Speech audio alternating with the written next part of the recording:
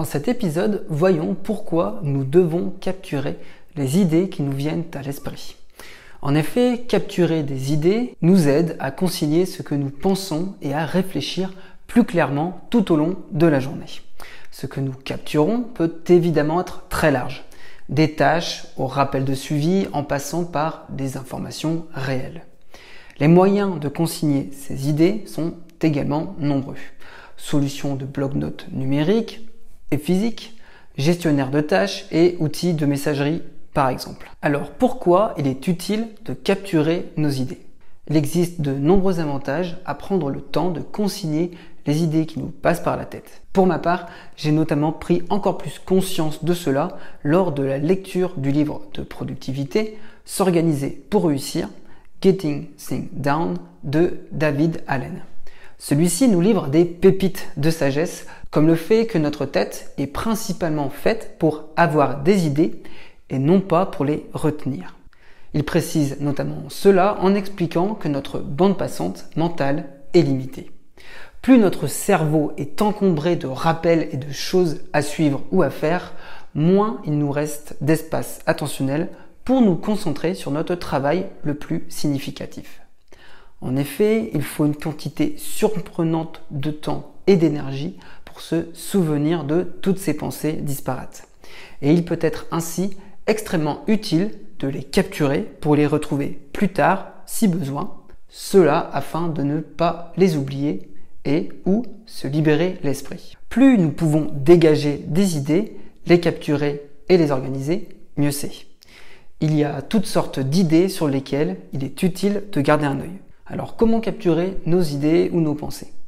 Les outils que nous pouvons utiliser pour noter ces idées ne manquent pas.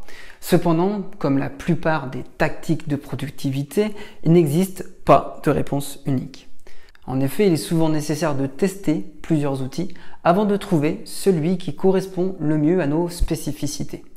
Mais ce qui est généralement cohérent, c'est que ce soit sous la douche, lors d'une longue marche ou lorsque nous nous réveillons après une bonne nuit de sommeil, nous sommes rarement dans un endroit pratique lorsqu'une idée nous vient à l'esprit. C'est notamment ici un point important à prendre en compte pour choisir ces différents outils de prise de notes. Pour vous aider dans cette recherche, voici une petite liste d'outils que j'utilise actuellement et qui pourraient également vous être utiles pour capturer vos idées et autres pensées. Premièrement, Google Agenda.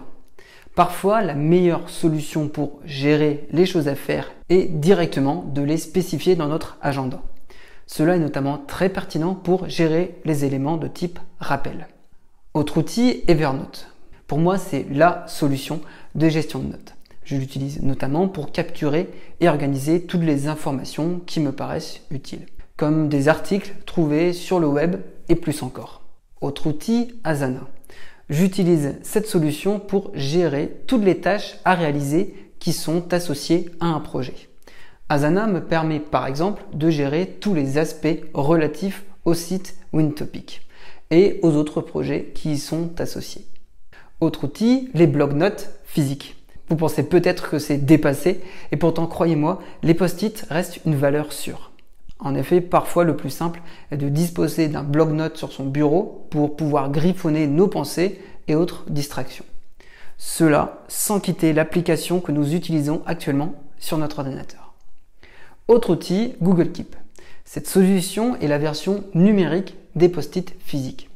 Personnellement, je l'utilise avec ma compagne pour gérer les listes de courses ou encore les plats de la semaine. C'est une solution parfaite pour partager simplement des informations avec une ou plusieurs personnes. Comme vous pouvez le constater, les avantages de capturer nos idées sont nombreux. Le plus important étant de les noter afin de ne pas les perdre. Surtout celles qui peuvent être lumineuses et également pour se libérer l'esprit. Évidemment, après avoir compris l'importance de capturer ces idées, le plus dur est de trouver la méthode de capture. Une méthode qui est adaptée pour nous. Pour cela, il est utile d'expérimenter jusqu'à ce que nous trouvions la solution adéquate. Pour conclure, merci d'avoir suivi cette vidéo. Enfin, n'hésitez pas à vous abonner pour être informé des nouvelles vidéos de la chaîne. Portez-vous bien et à bientôt.